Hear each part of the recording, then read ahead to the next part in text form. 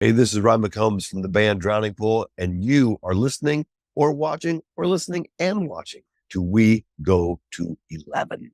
Why don't you just make 10 louder and make 10 be the top number and make that a little louder? These go to 11. So this will be for We Go to 11. You guys, Drowning Pool, out hitting the road. So what inspired this particular tour? And can we expect more touring down the way and new material, you think? Definitely yes on both of those. Okay. Definitely. Yeah. We've got more US dates coming up yet this year. And because we've got a couple more of the big Danny Weber Fests, the Louder Than Life down in Kentucky, as well as Aftershock out in California.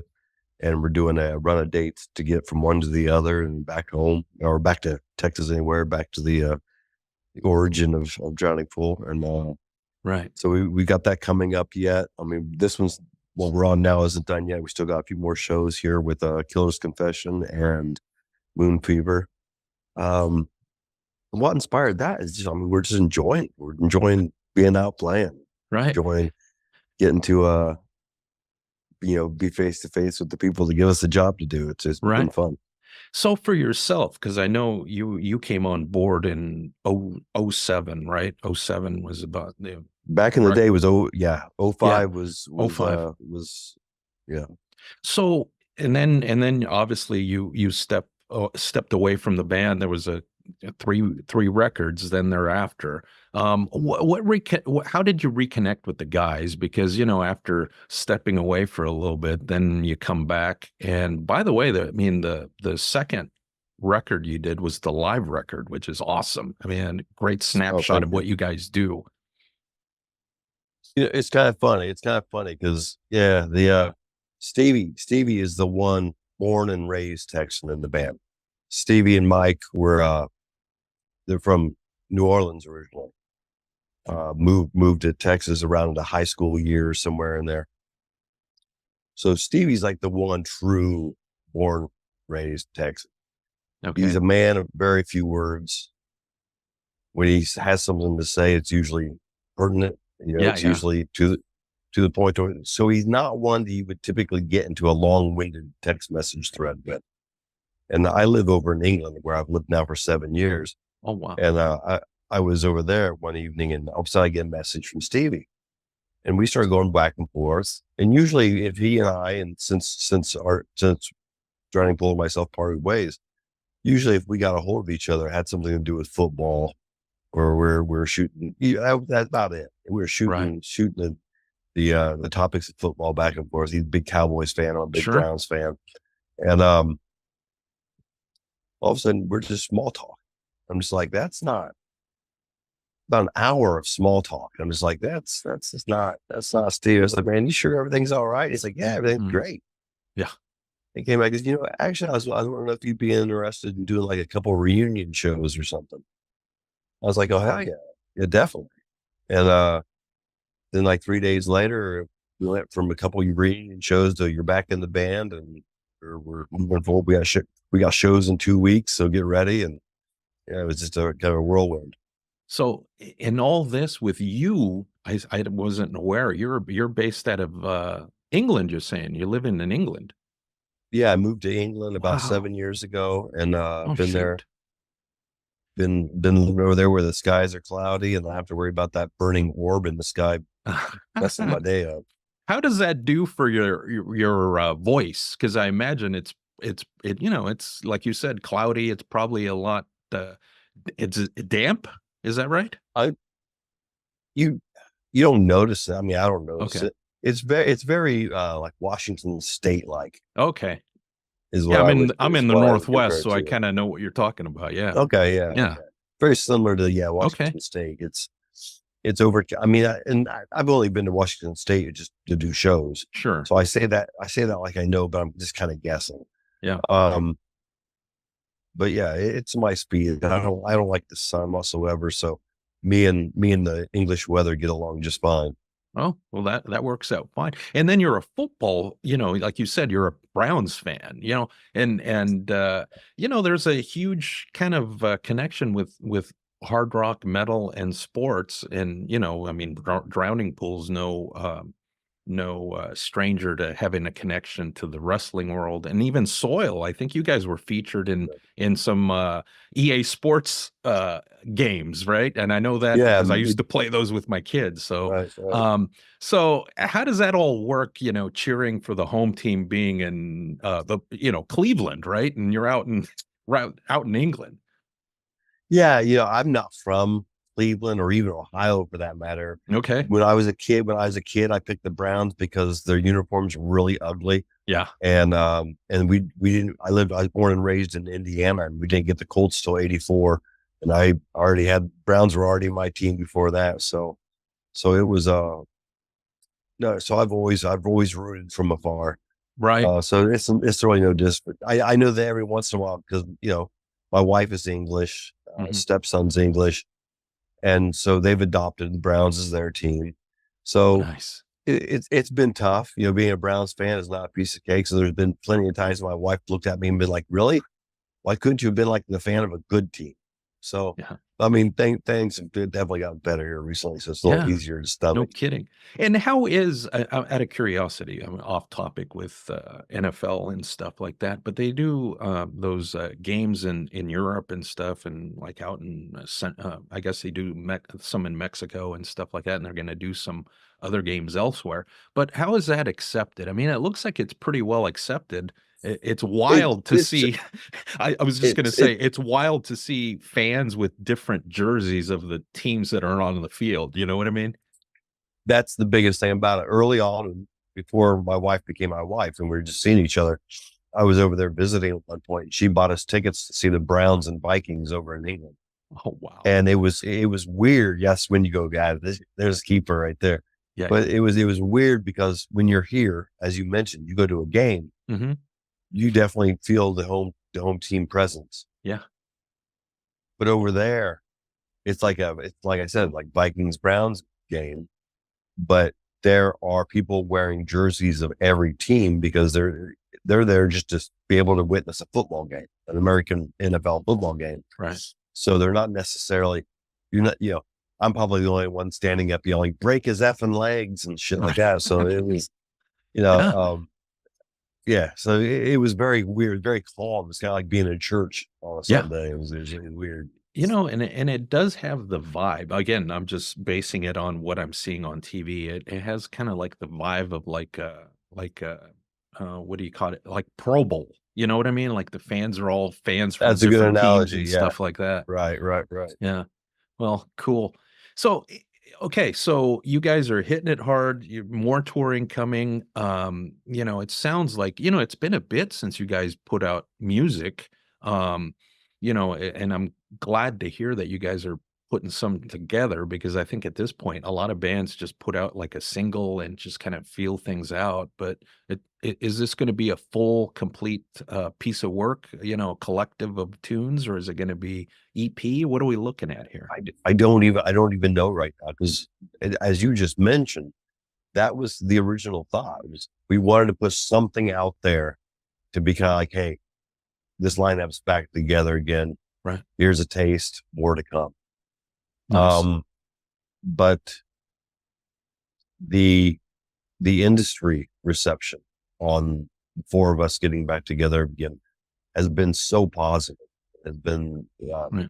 so good that that we've started to rethink of exactly how we want to go about this with the new material. And so right now, I'd say there's a couple different options on the table, and we've just yet to decide which direction we definitely want to walk down. Right. I mentioned earlier the connection with sports and stuff like that. Are you a big wrestling fan at all? I mean, because I know that. I was when I was younger. Yeah. Yeah. Yeah. Yeah. Who was your I still, favorite? Who's your favorite from back in the day? I mean, I'm not too much into it anymore, but that whole era of WCW was kind of one of my favorites, I think.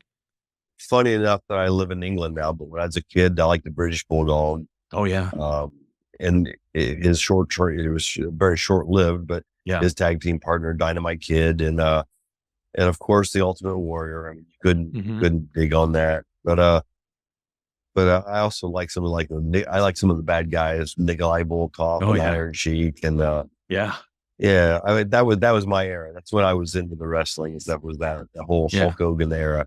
Ric Flair from the well, Yeah, he did WCW. WWE, WWF at some point, but yeah, I mean those were like the glory years. It's almost kind of like the classic rock era, right? You can pick out all those bands that you Yeah, love, Zeppelin and and such. I I've spent time as a when my kids are growing up now, 26 and 21, but they each went through their phases of loving wrestling. So during those times, I would try to kind of keep up on it a little bit, just so that it was another topic that we could talk about while I was out Mhm. on tour and stuff. Right. And it seems like nowadays it's more of just, it's like they have a 2 hour episode and there's like five or maybe four fights, and the Mhm. rest of it is all bullshit talking Yeah. and hyping and bull crap, and Yeah. actually only maybe 4 or 5 fights at most. So I Right. don't know. It's definitely not what we grew up back in the days of Saturday night main event stuff. It's become like a scripted reality show type of thing, right? I mean, it's got a lot of the soap opera-esque type Yeah, stuff happening. right, Yeah, right. I hear you. So, I mentioned the loudest common denominator, which was the record. I think I always refer people to that record, if they want to get a feel for what you guys do, because in a sense, it's like a greatest hits, of the live stuff. How accurate was that to the actual live sounding album? I mean, was there any fix up, any sweetening of that thing? I mean, it sounds pretty raw to me. Yeah, you're going to have, like, there was a couple instances where, um, and I'm talking just like I'm talking like a handful of instances Mhm. coming from a guy that doesn't have a whole hand. Yeah. There were a couple instances on there that we did have to go back and tweak this or that because something was getting lost Mhm. in that live mix, or something wasn't coming. Yeah, something, basically little things weren't coming across. Right. That was instrumental to the songs Right. that we had to go in and tweak a little bit. And but other than that, man, it was straight into the board Right. from the stage.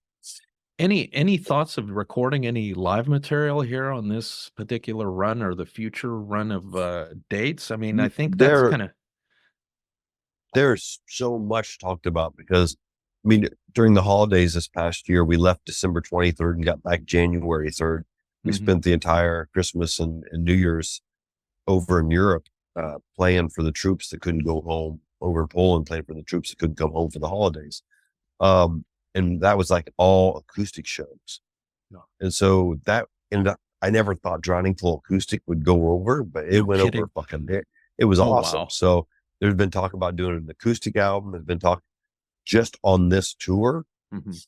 I'm not going to get into it, but Yep. uh, a friend of ours that is associated with a certain venue that we love came up to me and said something to me about talking to one of the other guys about doing a live album out of their venue.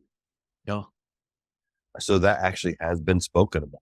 But I Wow. mean, at the same time, we're writing a lot of new music that we're really on fire about. So there's so much stuff that we've got, so many different directions that we can go. We just got to try and throw down a blueprint, figure out what the hell we're doing, and try Right. to stick to it. It might almost be, like you said, maybe do half a half live, half new studio release or something. I mean, I think you Something. could get Yeah. creative with something like that, I think. Um, so, all right. Well, yeah, I just have a few more things. I know you're under the weather, and I thank you for taking some time because I know it's got to be tearing up the voice. But as far as for yourself, what's the one tune from your era of Drowning Pool that really gets you pumped up live? Um, Hi, Enemy. Okay. What's I what's think the the song The Enemy. what's the special thing about that particular song, you think, for Oh, yourself? it's just a high energy song. The always count on a good Yeah. sing back from the crowd. It's just a good, yeah, it's just a good vibe live. Yeah. Just a good energy. And I have been seeing some video, as you know, there's no escaping it. People record stuff on their cell phones, but I see that you guys are still doing Rebel Yell, right? In the set.